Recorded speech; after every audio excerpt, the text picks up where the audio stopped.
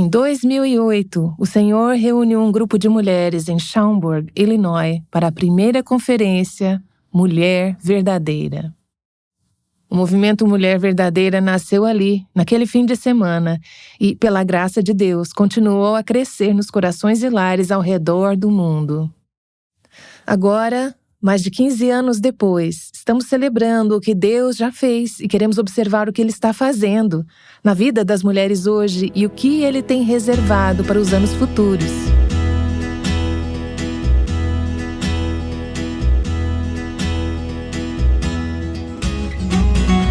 Este é o Aviva Nossos Corações, com Nancy DeMoss Wolgemuth, autora de Mentiras em que as Mulheres Acreditam, na voz de Renata Santos. Esta semana, Nancy tem conversado com a poetisa da palavra falada, Jackie Hill Perry. Ontem, ouvimos sobre o poder do Evangelho para salvar Jackie de um estilo de vida de homossexualidade.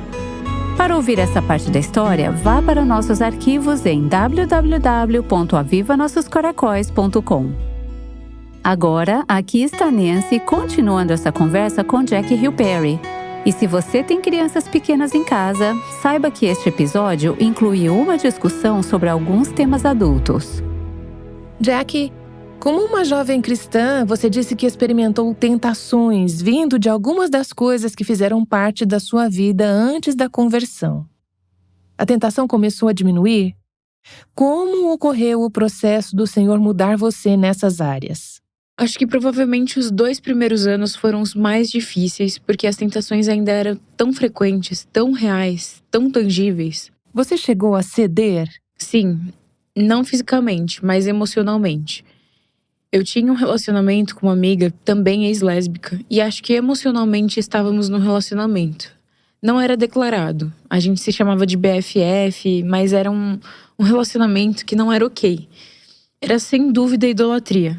Precisando uma da outra de maneiras que a gente não deveria precisar, estando juntas com muita frequência. E se afastar é um dos conselhos que eu tento oferecer às pessoas. O que acontece é que a gente acha que pode sair desse estilo de vida e dizer: agora eu preciso salvar todo mundo nele, eu preciso discipular todo mundo que é gay. E sabe de uma coisa? Na moral, eu não sei se isso é sábio pra você agora. Acho que agora você precisa ser discipulada. Acho que você precisa de alguém derramando verdades bíblicas na sua vida. Acho que o que você precisa é se preocupar com Deus ancorando o seu coração. Porque é perigoso fugir de algo que era um ídolo para você, voltar àquilo e pensar que não cairá mais nas garras do inimigo novamente. Eu me tornei um produto disso e em nome do Evangelho. Então eu caí muito, eu acho. Quando eu fui discipulada, eu aprendi a ser honesta comigo mesma, sobre as minhas tentações, sobre como ser honesta com as outras pessoas e ficar ok em me expor, mas também como temer a Deus e amá-lo e aplicar o seu evangelho às minhas tentações. Não significa que as tentações tivessem diminuído, mas acho que tinham menos poder sobre mim, sobre a minha mente, enquanto eu estava aprendendo a amar a Deus em tudo. E eu percebi que o orgulho é o problema maior do que a homossexualidade. A submissão é um problema maior. Acho que muitas vezes ser gay é uma manifestação de outros problemas. E cara, quando eu comecei a crescer em amor a Jesus, as coisas começaram a melhorar. Isso não significa que eu ainda não era tentada, porque eu ainda via mulheres como sendo bonitas. Havia momentos em que minha mente criava fantasias em relação à beleza em uma luz que é pervertida e uma luz que não está certa. Eu tenho a opção de escolher a Deus como sendo melhor. E eu acho que eu tenho tentado aprender isso. É fazer tipo, você pode desejar ela, ou você pode ir atrás. Mas isso não vai te deixar feliz. Isso não vai deixar Deus feliz. Isso não vai te satisfazer. Deus é bom. Ele é melhor. Ele é digno. Ele é amoroso. Ele é gracioso. Escolha Ele nesse momento. Acho que é difícil até pensar sobre características de Deus e depois olhar para uma mulher e pensar que elas são melhores do que Ele. É tipo, não, Ele é bom, Ele é misericordioso. O que Ele fez na cruz. Então parte desse processo me ajudou. Então houve um momento em que você se viu se identificando internamente em sua mente, seus pensamentos e suas emoções, mais como mulher e mais como heterossexual? Sentindo: Isso é quem eu sou, isso é o que eu sou. No início foi mais intelecto? As emoções vieram depois? Acho que eu nunca me rotulei assim. Nunca disse que era gay. Disse que era heterossexual, mas não sei se realmente pensei tanto nisso. Acho que estava apenas vivendo.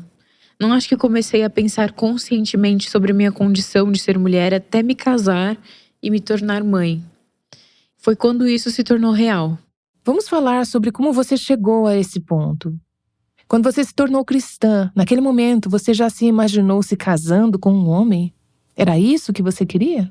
Eu queria, não porque eu achava que seria demais ou super legal, mas eu achava que casar era certo a fazer porque eu era cristã agora. Eu não necessariamente achava que poderia me sentir completamente feliz. Acho que é por isso que eu estava ok em permanecer solteira por tanto tempo. Não é que eu estava contente em ser solteira, eu simplesmente não queria estar com homens. E cara, eu estava bem com isso. Eu precisava aprender sobre Jesus, gostar das pessoas, amar as pessoas e servir como Jesus serviu. Eu amava a Deus, mas de boa, eu ainda não gostava de homens.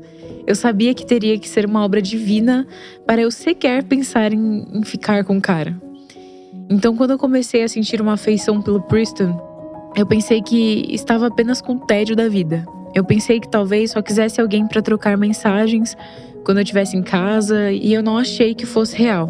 Conte pra nós como ele entrou na sua vida. Quando eu estava em Los Angeles, houve um evento chamado A Sala dos Letristas. E esse cara se aproxima com outra garota para fazer um dueto poético chamado Laços da Alma. Eu nunca tinha visto duas pessoas fazerem poesias ao mesmo tempo antes. Isso era novo para mim. Eu fiquei observando ele e pensei, ok, isso foi um poema da hora. Mas achei que ele poderia ter feito melhor.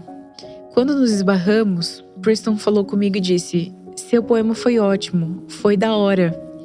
Eu disse, cara, seu poema foi da hora, mas senti que você estava segurando um pouco, saca? Ele disse, como assim? Essa foi a primeira vez que você o encontrou? Sim, ele disse, como assim? Eu disse, tipo, solta a voz, manda bala na escrita, sem medo de se jogar de verdade, sabe? Ele me disse que ficou surpreso, porque nas palavras dele, eu tinha acabado de conhecer essa mina e ela me corrigiu, mas foi isso que me fez gostar dela. Ele gosta de pessoas honestas com ele. E ele disse, eu tava me segurando, muito. Foi assim que a gente se conheceu. Eu ouvi o testemunho dele, ele ouviu o meu testemunho, eu ajudei ele um pouco e nos tornamos amigos por uns 3 anos. Ele morava em Los Angeles? Não, ele morava em Chicago e eu morava em Los Angeles. Então era uma amizade à distância. Sim, mas a gente se via muito por causa da poesia. A gente viajava e fazia poesia. Eu ia pra Chicago e ele vinha pra Los Angeles, então tava tudo bem. Ele me ligou muitas vezes e gostava de falar muito comigo. Eu tava tentando proteger meu coração. Eu não queria gostar de ninguém porque eu não achava certo. Não dava pra conversar tanto quanto ele provavelmente gostaria. Daí eu comecei a sentir uma atração por ele e pensei que poderia ser tédio ou por me sentir sozinha. Então eu falei com a minha mentora, tipo, de boa. Eu tô começando a gostar do Preston e não sei o que fazer com isso. Acho que é só desejo mesmo, sei lá. Ela disse, entregue esse desejo ao Senhor, submeta isso a Ele, deixe Deus lidar com seus sentimentos. Então isso rolou por quase 1 ano. Nunca tomei iniciativa, nunca contei pra ele, nunca dei a entender que gostava dele. E me lembro até de perguntar pros nossos amigos, eu ajo como se eu gostasse do Preston? E eles falavam, não, na verdade ele que age como se gostasse de você. E finalmente eu fui a Deus. Eu disse, Senhor, meu interesse pelo Preston tá aumentando e eu não sei o que fazer com isso. Eu preciso da sua ajuda. Se for da tua vontade que a gente fique junto, então coloca no coração dele pra tomar iniciativa, porque eu não sinto que deveria. Mas se tua vontade for que sejamos apenas amigos, por favor, me dê autocontrole pra tratá-lo como um irmão e não como um crush ou uma paixão. 1 ou 2 semanas depois, ele me ligou e disse, preciso te contar uma coisa. E eu disse, o quê? Ele disse, eu acho que Deus tá falando ao meu coração sobre você. Eu nem sei se você gosta de mim, mas eu gosto de você. Você gosta de mim? E eu disse, sim, gosto. Ele disse, sério? Não dá pra perceber. E eu disse, sim, eu gosto de você há 1 ano. Que ótimo que ele deu o primeiro passo. Eu sei, cara, ele tava apavorado.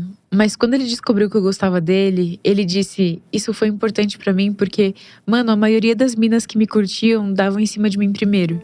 Isso meio que tirava a minha pegada de ser o cara que toma iniciativa no relacionamento, saca? Ao entrar nesse relacionamento, nesse namoro, vocês foram muito corajosos. Vocês gravaram partes disso e expuseram pro mundo. Não foi um mar de rosas. Não, foi terrível. Como assim, terrível? Foi terrível. Foi um tempo bem difícil. Preston foi o primeiro relacionamento masculino que tive. Além disso, não só estava me ajustando a estar com um homem, tipo, como os homens pensam, como os homens agem, mas também a estar com um homem fisicamente. Eu não estava acostumada com barbas, eu não estava acostumada com alguém sendo mais forte do que eu não estava acostumada com um homem me segurando como uma mulher. Eu não estava acostumada com isso, eu não gostava disso. Tipo assim, sentia que a força dele me fazia me sentir inferior. Eu não gosto do fato de você ser mais forte que eu. Não gosto que você tenha a possibilidade de me dominar de certas maneiras. Foi um ajuste difícil. Até mesmo o abraço, tipo, quando os homens te abraçam, eles te fazem sentir feminina. E eu não queria me sentir feminina porque eu associava isso com ser fraca. Foi difícil nesse sentido. Também, estar com ele me trouxe à tona muitas das mentiras que eu acreditava sobre os homens. Eu lutei contra isso. Eu não confiava nele e achava que ele iria me machucar. Eu achava que qualquer acesso que ele tivesse ao meu coração seria um jeito para depois ele virar as costas para mim, como meu pai fez. Eu tinha medo da dor, eu tinha medo da palavra submissão. Em minha mente, eu não ia me submeter a ele porque me submeter significava que ele poderia me controlar. Então, eu queria mostrar que eu era mais forte do que ele. E durante 2 anos, nosso relacionamento foi dando cabeçada o tempo todo. Enquanto eu tinha medo que ele fosse me machucar, eu resistia a ele e não confiava nele. E ele ficava tentando me consertar. Eu sentia que ele estava tentando me consertar, que ele estava tentando me dominar. Ele queria ter uma conversa sobre submissão nas escrituras toda semana. E isso e aquilo mais, e eu resistia o tempo todo. Cara, era uma luta mesmo, foi terrível. Foi uma guerra dos sexos. Realmente foi, e isso não mudou até nos casarmos. Vocês se casaram depois de passar por tudo isso? Sim. Na verdade, me lembro de ver um vídeo em que vocês gravaram uma sessão de aconselhamento que tiveram com seu pastor Brian. Se me lembro corretamente, vocês tinham acabado de ter uma grande discussão a caminho da sessão de aconselhamento. Provavelmente, acho que sim. Acho que foi sobre isso que vocês falaram naquela sessão de aconselhamento. Sim, estávamos chateados um com o outro. Então, por que vocês se casaram? Tipo, a gente tinha essa certeza que a gente tinha sido chamado um pro outro. Eu sabia que o Preston era meu marido por razões muito práticas. Ele era o único homem que eu respeitava como homem. Ele era um dos poucos homens da minha vida que eu realmente respeitava. Eu vi que ele amava Deus e ele amava as pessoas. Ele era consistente. Consistência é muito importante pra mim. E ele me amava consistentemente. Lembro que em junho, perto do meu aniversário, antes de ficarmos noivos, eu estava lutando com a depressão. E quando a depressão ataca, eu sou automaticamente atacada com homossexualidade porque eu quero voltar pro que é reconfortante pra mim. E eu lembro que eu disse pra ele: eu não sei porque estou com você, eu deveria estar com mulheres. Não sei porque estamos juntos, não gosto de você, não te amo, não acho que isso vai funcionar. Preston chorou. E ele não é de chorar. Estávamos em Trinidad, então, no dia seguinte, quando voltamos para os Estados Unidos, simplesmente paramos de conversar um com o outro. Eu estava no trabalho um dia e ele me mandou mensagem dizendo: eu te amo. Cara, eu fiquei arrasada. Eu tinha acabado de rejeitar esse homem e dizer que eu não deveria estar com ele e que deveria estar com mulheres. E ele me manda uma mensagem e não faz nenhuma menção sobre isso. Ele simplesmente diz: eu te amo. Foi tipo, eu não posso me casar com ele. Eu não posso me casar com alguém que me ama como Jesus. Isso foi misturado com termos os mesmos objetivos e visões. E que ele me amava. Então vocês se casaram antecipando que continuariam a ter desavenças? Ou vocês achavam que, após o casamento, a situação se resolveria como num passe de mágica? Não, na verdade, as brigas me motivaram. A gente recebeu aconselhamento durante o namoro e durante o noivado porque a gente precisava de ajuda de pessoas mais sábias. Mesmo que a gente tivesse muitas desavenças, a gente estava aprendendo a resolver nossos problemas de uma maneira funcional e não disfuncional. O que me motiva é que eu sabia que nessa fase do namoro, de muitos casais, é um mar de rosas. E quando se casam, tudo dá errado porque foram pegos de surpresa com as dificuldades que surgem no casamento. Então eu sentia que, diferente dos outros, de certa forma a gente estava preparado para lidar com as dificuldades do casamento. Quando nos casamos, uma coisa que mudou completamente foi quando começamos a confiar mais um no outro. A gente tinha TV a cabo, mas teve uma vez que a gente ficou sem por algum motivo, acho que a grana estava curta. Então a gente foi forçado a conversar mais e fazer coisas juntos por semanas.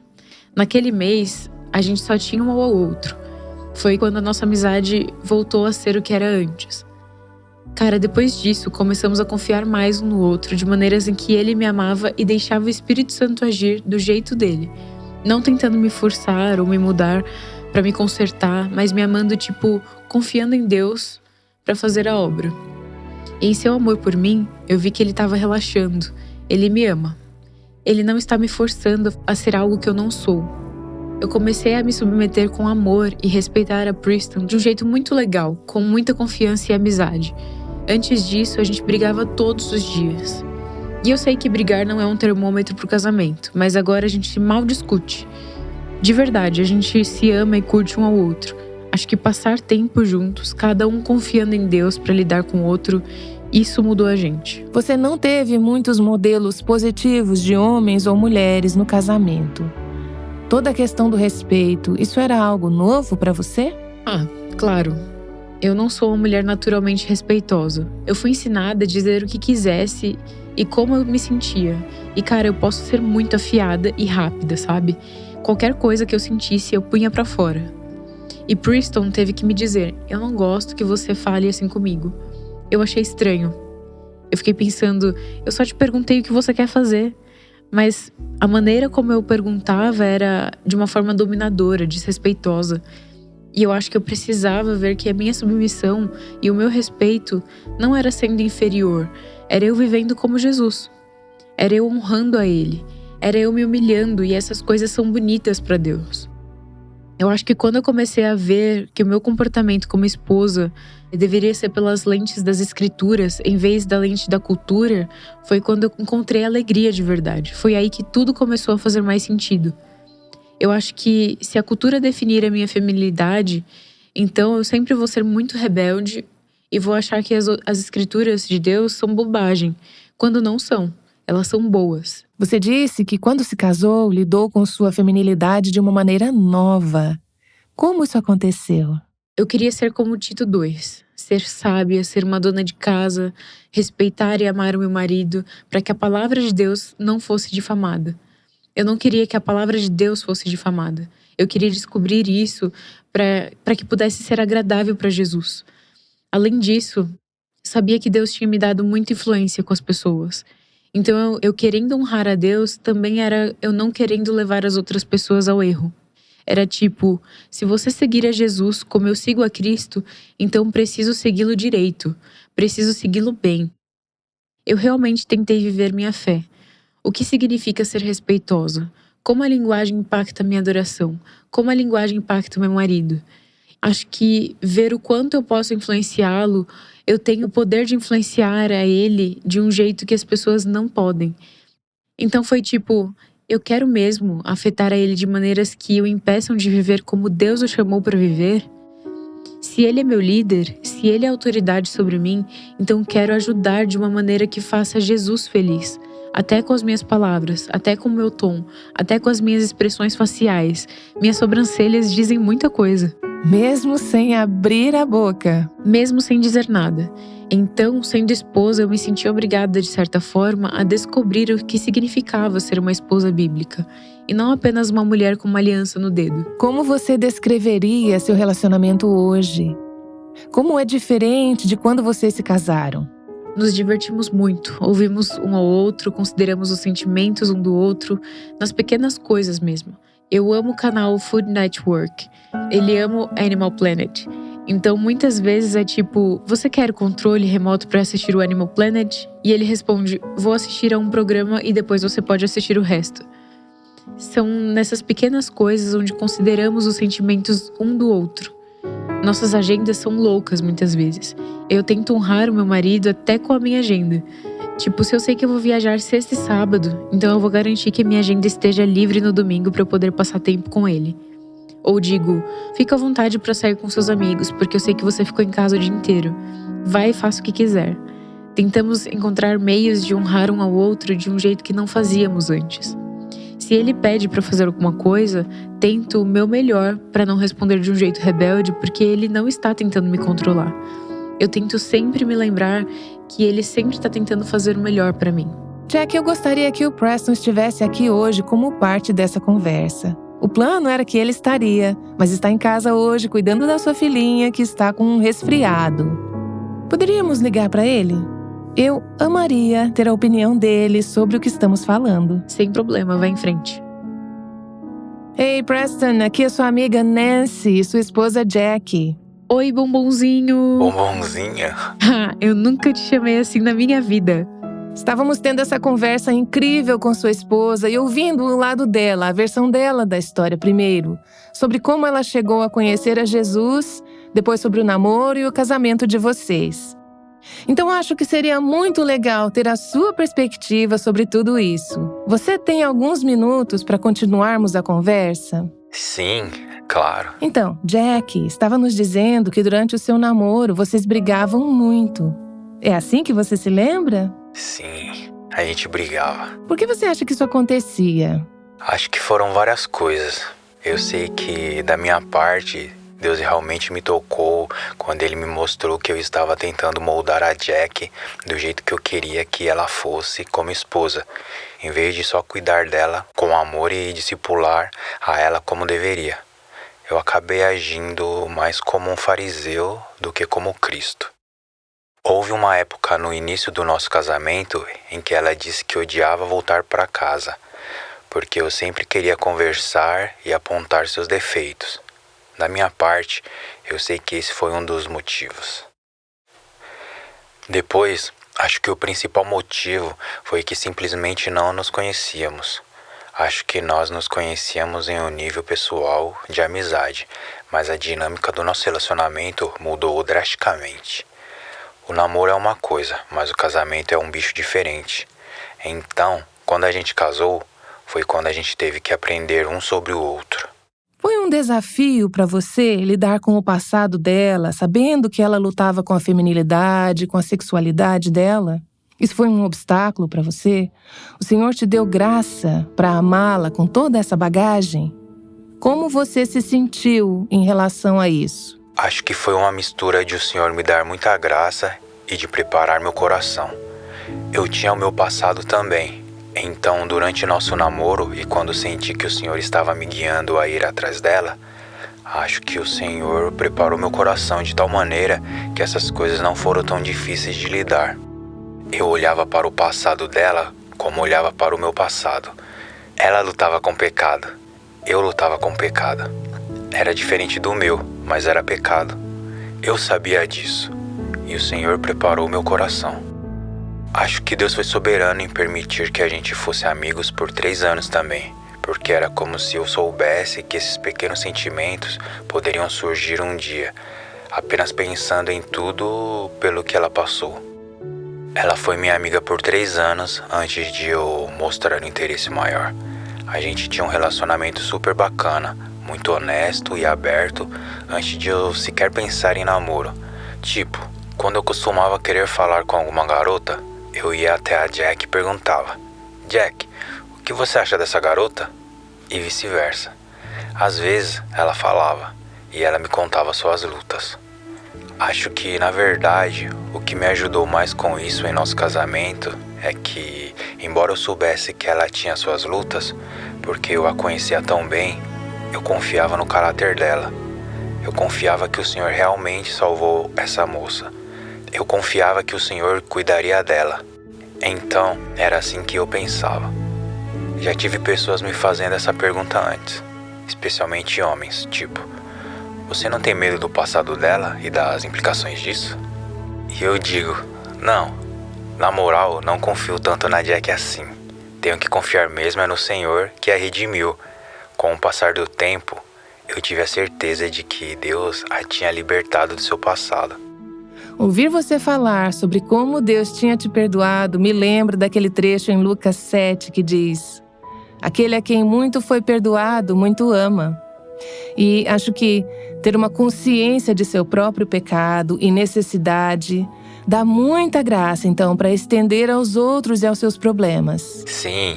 Jack falou um pouco sobre como não era respeitosa, porque ela não tinha realmente bons modelos de masculinidade ou feminilidade.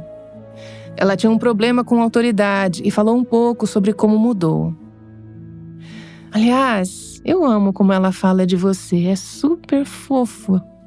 Mas ela fala também sobre como no começo do casamento, ela sentia muita liberdade para dizer coisas desrespeitosas.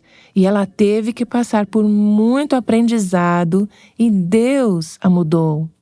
Como você a viu mudar nessas áreas? E o que isso significa para você, como homem? Cara, significa muito.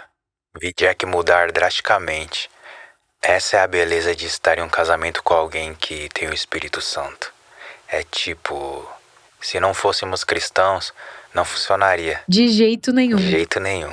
Vocês se casaram sabendo que ambos têm problemas de confiança. Que você, Jack, tem problemas com o medo. E Preston, você se casou sabendo que Jack tinha medo de ser machucada, mas que escolheu confiar no Senhor. Como isso te motiva como homem? Que tipo de marido te ajuda a ser? O que isso faz em você como homem, percebendo a responsabilidade que você tem agora como marido dessa mulher que tem medo da dor? Sim, essa é uma boa pergunta. Muitas coisas e, para ser honesto com você, no início foi uma série de tentativas e erros. Deus fazendo uma obra em mim também. Uma das coisas que o Senhor me mostrou no início foi: Ele fez uma obra em mim, que foi todo esse processo de tentar amar Jack, se é que isso faz algum sentido. Acho que Deus revelou meu egoísmo. Deus revelou o orgulho no meu próprio coração, lidando com alguém que tem dificuldade em confiar em mim. Ele me mostrou tipo, você está disposto a realmente amar como eu te amo? Você está disposto a sacrificar seus sentimentos, suas próprias emoções, seu próprio orgulho, seu próprio egoísmo? Você está disposto a deixar tudo isso de lado para me agradar na forma como você ama Jack? Fui confrontado constantemente com essas perguntas. Deus começou a fazer uma obra em mim. Então acho que muito disso foi um chamado pessoal do Senhor. Foi tipo, ok, eu sei que Jack está fazendo isso, mas o que eu estou te dizendo para fazer? Eu sei que Jack não está respondendo a você agora, mas o que é que eu estou te dizendo para fazer? Quem você está tentando agradar? Eu sei que você se sente rejeitado, mas eu também fui rejeitado por você, sabia?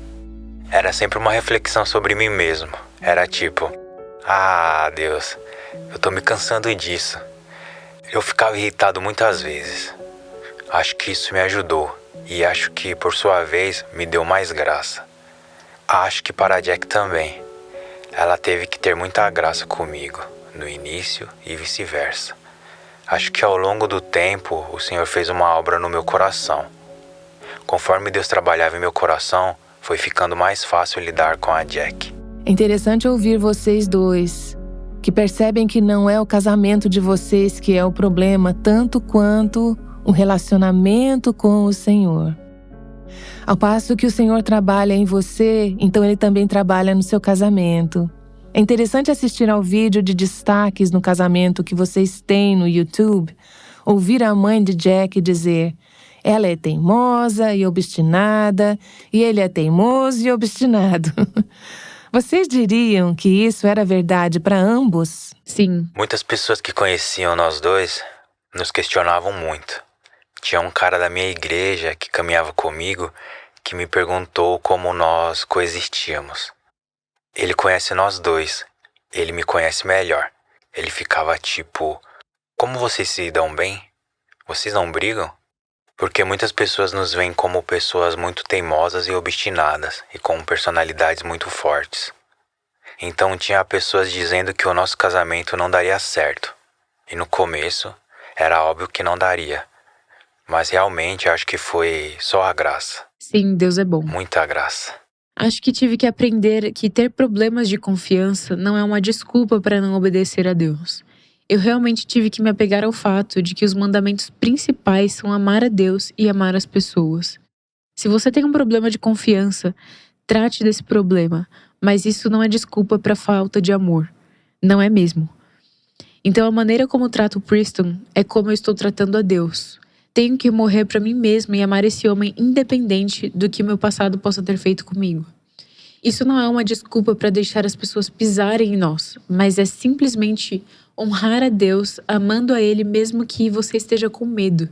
Ame mais a Deus. Não tema o que todos temem. Bem, eu só vou dizer, como uma observadora do seu relacionamento ao longo dos últimos anos, que tem sido realmente uma grande alegria para mim. Claro, quando comecei a assistir o desenrolar do namoro de vocês, eu não tinha ideia de que quando estivéssemos tendo essa conversa, eu também estaria casada. Mas assistir aos dois realmente buscar o Senhor e deixá-lo moldar e formar e persuadir vocês, e assistir as duas pessoas fortes, com muita bagagem e muitos problemas, chegarem à cruz, chegarem à graça de Deus e continuarem bebendo profundamente da fonte do seu amor e graça. E então, assistir Ele construir esse belo e crescente casamento e família é um testemunho e tanto. É um testemunho enorme do poder de Deus para transformar, para renovar mentes. Olho para vocês dois e penso que não há nada muito difícil para Deus. E ainda mais vê-lo torná-los frutíferos e usá-los para ministrar e abençoar outros. Ainda há muito dessa história a ser escrita. Mal posso esperar para ver tudo que Deus tem reservado e como Ele quer usá-los. Isso também me faz sentir a necessidade de realmente orar pela proteção dos seus corações, pelo seu casamento, porque certamente o inimigo, na minha mente, não está aceitando isso de braços cruzados. Quando você diz isso, não posso deixar de pensar em como você e Robert têm sido influentes para mim e Jack. Eu sei que você pessoalmente tem investido na vida da Jack e tem sido uma inspiração para a Jack há algum tempo. Jack e eu estávamos conversando durante o seu casamento e queremos renovar nossos votos agora. Porque depois desse casamento, a maneira como vocês honraram o Senhor, Robert no altar citou as escrituras para você, foi como se ele me fizesse me autoavaliar. Sabe, cara, eu preciso chegar nesse nível. Mas ver você solteira por tantos anos e depois confiar no Senhor quando Ele enviou Robert no seu caminho, nós vimos uma submissão real ao Senhor que eu mesmo não tenho. Foi uma bênção ver. Então vocês têm sido uma inspiração para nós. Obrigada por compartilhar isso.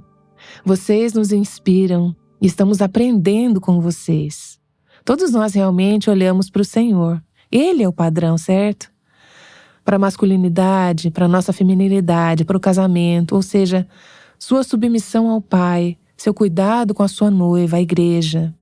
Em todos os sentidos, é Cristo quem nos dá o retrato, a imagem de quem Ele quer que sejamos. Então, estamos juntos nisso, crescendo, buscando a Ele. Obrigada por se juntar à nossa conversa. Quero orar uma bênção sobre vocês, se eu puder fazer isso antes de encerrarmos aqui. Sim, sim. Senhor, eu ouço Jack e Preston, e os observei e os ouvi ao longo dos anos, e vi algo de sua jornada, sua peregrinação, seu discipulado. Tem sido uma alegria te ver atraindo os corações deles para ti mesmo, trazendo-os à fé, ao arrependimento, à graça.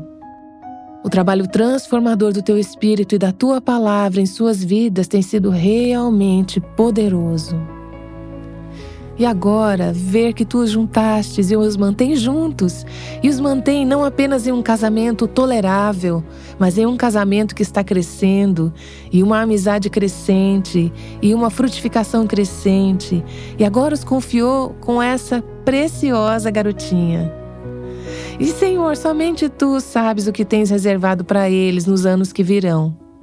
Mas eu oro para que todos os teus bons propósitos para eles sejam cumpridos. Agradeço, porque aquilo que o inimigo pretendia para prendê-los, para enredá-los, para colocá-los em escravidão, para finalmente trazê-los à morte, agradeço porque as obras das trevas foram vencidas por Cristo e sua cruz, e que agora eles estão andando na luz, eles estão andando na verdade. Oro para que as suas vidas sejam frutíferas e que sejam protegidos de todo o assalto do maligno. Nos dias em que forem enfrentar estresses, desafios ou obstáculos que talvez nem tenham antecipado neste momento, como Robert e eu teremos. E nesses momentos, oro para que eles continuem correndo para ti e possam mais uma vez provar que o Senhor é confiável, fiel, verdadeiro e poderoso. E que a tua presença em suas vidas, em seu casamento e em seu lar, não apenas seja uma luz e um poder para eles, mas também que então tu os use para ser uma luz e trazer a presença de Cristo para outros lares, outros corações, outros casamentos e para essa cultura sombria que desesperadamente precisa ver a realidade de quem tu és e a realidade do amor centrado em Cristo. Então, obrigada, Senhor, por eles. Abençoe-os, proteja-os, apoie-os, sustente-os, santifique-os pela tua graça e continue a satisfazê-los com o teu amor constante. Eu oro em nome de Jesus. Amém. Essa foi Nancy DeMoss Wolgemuth orando por Jackie Hill Perry e seu marido Preston Perry. Durante toda a semana, Jackie tem nos contado sobre sua jornada. Ela era uma garota cheia de feridas que entrou em relacionamentos lésbicos, mas tem experimentado e mostrado o poder do Evangelho para transformar uma vida. Seu crescimento e discipulado nem sempre foram fáceis ou simples, mas é algo bonito de se observar. Se você conhece alguém que enfrentou feridas ou abandono em suas vidas, esta série seria encorajadora para elas. Você pode compartilhá-la pelo link do nosso site www.avivanossoscaracóis.com. Quando Jackie Hill Perry ficou grávida de sua primeira filha, ela estava lutando para ver o bebê como uma dádiva. Ela ouviu o Espírito Santo falando ao seu coração. Você não pode dizer que quer que eu receba a glória da sua vida e depois andar por aí irritada com os caminhos que eu escolho para você. Se você quer que eu seja exaltado e glorificado, então me deixe ser Senhor nessa área. Ouça mais sobre Jackie amanhã aqui no Aviva Nossos Corações. Jackie também escreveu um livro, compartilhando um pouco mais sobre a sua história. O livro chama-se Garota Gay, Bom Deus, a história de quem eu era e de quem ele sempre foi, disponível no nosso site. Para receber esses podcasts diariamente no seu WhatsApp, clique no link aqui na transcrição para juntar-se ao nosso grupo ou no ícone WhatsApp no nosso site. O Aviva Nossos Corações é um ministério em língua portuguesa do Revival Hearts, com Nancy DeMoss Wolgemuth, chamando as mulheres à liberdade, à plenitude e à abundância em Cristo.